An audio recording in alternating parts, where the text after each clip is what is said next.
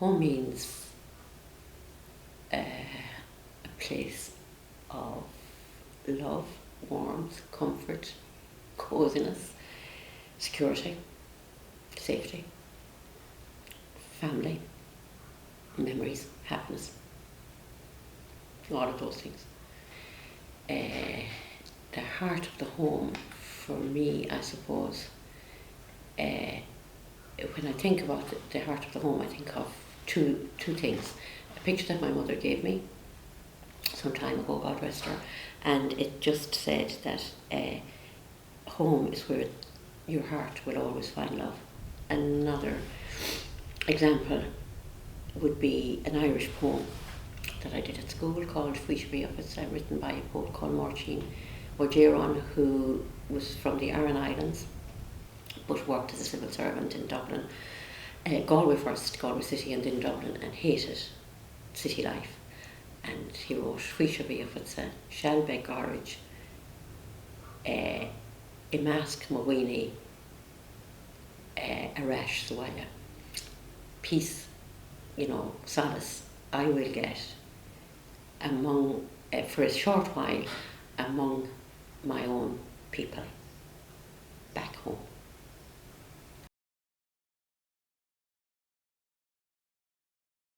Home in Ireland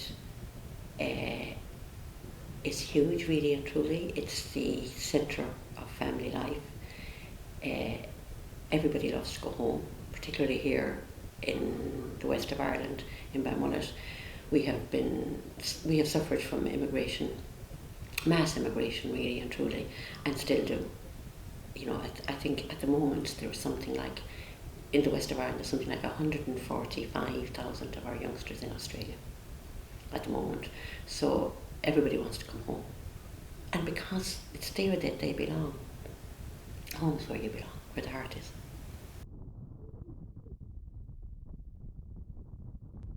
Wherever we go or wherever we travel, there's always somebody, and so many people that you will find that have links to Mayo and to Balmullet.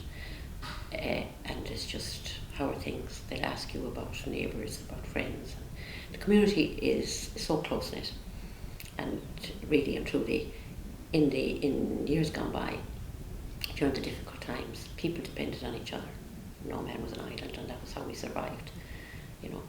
My home reflects who we are, because everything that's in it, we have put into it. We have worked together to build it up and to make it into what it is, the safe place, that what it is. I can't imagine what we saw happening, in Dorothy's house today. I just don't. I think that would just break me up in pieces, what she's going through at the moment. There's a whole, like, the family as a unit is destroyed. That's what the blacks have done, the vector blacks have done.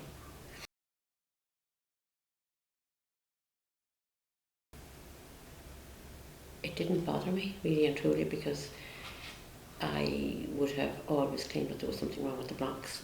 And when I discovered that, yes, I was right, then I just started the campaign. But we did find, as people joined us, we did find that people went into denial, that they weren't ashamed as such, but that they just denied it. It couldn't be happening.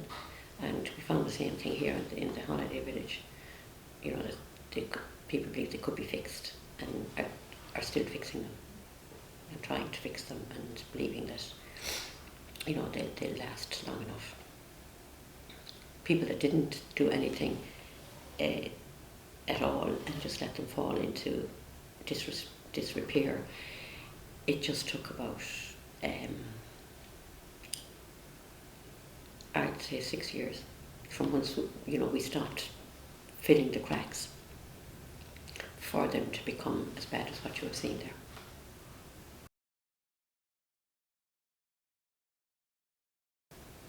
Felt, I suppose, very bitter, resentful, and just disgust that the government could do this to us, and that they're still doing it, and that they don't care. That's the hardest thing to take.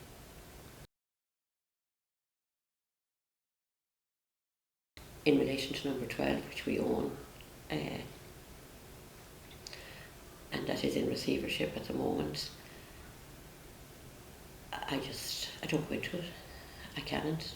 I just cannot stand it. I hate it. And I took such pride in it. You know, I really went way over and beyond when I was decorating it. I put the best of everything into it. And I suppose, yeah, when the receiver moved in, I had to get rid of the furniture because I put it all in. And rather than leave it there to go to rack and room, I actually begged people to take it, and so that it would be in a dry place, you know. Now they did, you know, pay for it, and some of that, I said there was no rush with that, but just, it was fantastic furniture, beautiful furniture, all gone. And the floors, all solid, maple floors, walnut floors, oak floors. Before the receiver moved in number 12, there was a leak, a bad leak from the balcony. And yeah, I avoided it. I suppose I just couldn't bear to look at it because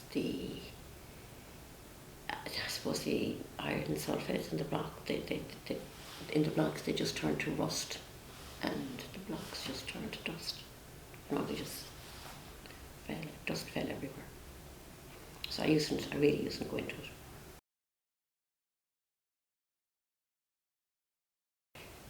In the beginning, when I realised what was happening and the crisis that we were faced with, I thought about it all the time, and I did a whole lot of research, and I tried to find a way out of it, out of the nightmare. And then people kind of just started to hear about us, and more joined. So we chased down everybody, you know, that had influence, that we knew. We got the expert panel in place. They came down here to these houses, to Dorothy's and to 4 or 5 more.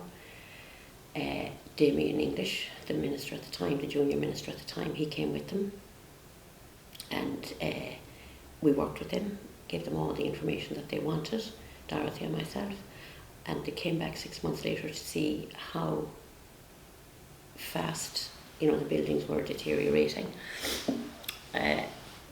And I can still remember that visit. Damien English was with him again, and coming down through the site, that house that you took the photographs of, he just said to Pat, my husband, he said, "Pat, what would you do with that house?"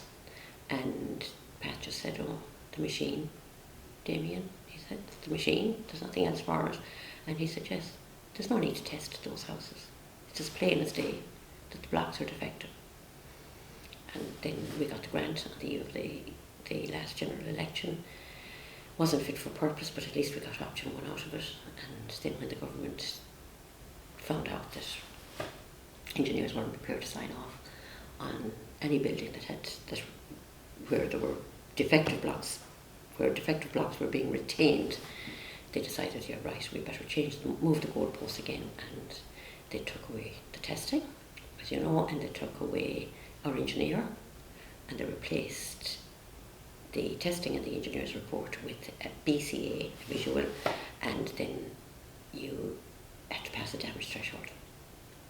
So anybody that was, and we had loads of people around in the locality that kept filling cracks as they appeared.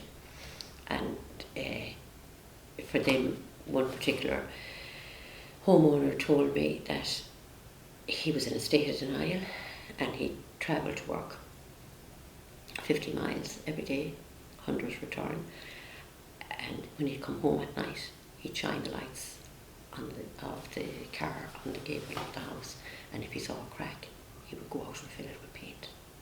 He said he did that for years because he just couldn't cope with the fact that he had built his family home and that those cracks were appearing and he didn't understand it. They won't be held to account because they never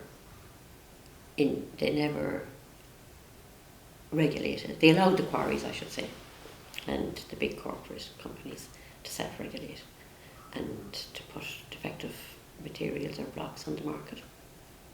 they're not going to go back. They're never, ever going to follow the suppliers. Never. There's too much corruption there. There's too much exploitation. You're going to read through the Mahon Tribunal and you'll see it. Their aim is just to make the rich richer. Make the fat cats fatter. And make the working class and the poor poorer. They're not really interested in how we feel or what we're suffering. And I found that out when we met with via web with the minister. He wanted to hear our stories, the human side of it. And then all of a sudden there was somebody standing beside them saying, "Sorry, no, Minister, but we have to go, you have another meeting." That happened all the time. And when we went back to Damien English, Damien English told us, we met him in Bangor one day because he couldn't come this far, and he told us, he promised us that yes, the whole thing would be sorted under his watch. And when it wasn't then, and when we went back to him, we were just told, well, it's there now, it's set in stone, and get on with it. We just wanted a few things tweaked. If they did foundations, if they covered them, or paid for the checking of them, then it would be fine. But we have houses here in Erris where there are footings that go down 14 blocks deep, and those house owners have their house locked, and they're out of money. They can't. I think it's just back and forth, so they're going to be penalised every which way, and they cannot get. They cannot. The house is gone, so they can't remortgage it.